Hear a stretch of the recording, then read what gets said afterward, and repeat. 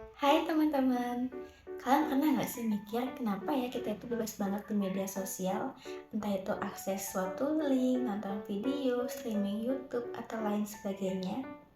Sebenarnya teman-teman, kita itu ada aturan loh di media sosial yang kita sebut dengan digital policy. Apa sih itu? Apakah itu polisinya digital? Yuk cari tahu! Oke teman-teman, balik lagi dengan saya Ana Agung Indah Swandili dengan NIM 23075310988, program studi akuntansi Fakultas Ekonomi dan Bisnis Universitas Udayana, mata kuliah Digital Society. Nah teman-teman, ngomongin soal digital policy, ini merupakan simpelnya sebagai aturan yang ngatur kita dalam memakai internet dan juga teknologi. Tujuannya itu apa? Tujuannya supaya kita bisa akses informasi dan juga berekspresi dengan aman tanpa disalahgunakan oleh pihak-pihak yang tidak bertanggung jawab.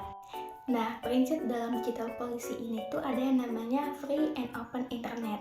Artinya itu semua orang harus bisa akses internet tanpa terkecuali.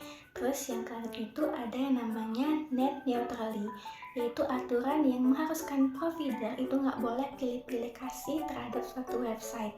Kalian bayangin nih, jika mereka itu bisa bikin YouTube itu lemot, tapi platform lain itu lancar-lancar banget. Nah, hal ini tuh bisa merugikan kita sebagai penggunanya loh teman-teman. Nah, selain itu juga digital policy ini juga mengatur kebijakan terkait dengan pembangunan infrastruktur yang mendukung penyebaran internet di seluruh wilayah. Misalkan seperti pembangunan internet di sekolah, kemudian juga ada pembangunan satelit satria dan lain sebagainya. Tapi teman-teman, ada nih masalah yang terus muncul ketika ada yang namanya internet, yaitu adanya kebocoran data dan juga adanya gangguan terhadap privasi data kita sebagai pengguna, dimana kita itu kan sering banget nih asal-asal banget klik-klik link ataupun klik suatu hal yang kita anggap itu aman-aman aja, tapi ternyata itu bisa bikin mengancam data kita. Bahkan sudah sampai ada kasus di Indonesia yaitu kebocoran data di PLN, IndiHome, bahkan juga BPJS yang ternyata dijual online oleh pihak-pihak yang tidak bertanggung jawab. Hal ini tuh menunjukkan bahwasanya kita sebagai seorang pengguna harus melek digital dan harus selalu selektif nih terhadap link-link yang bakal kita klik.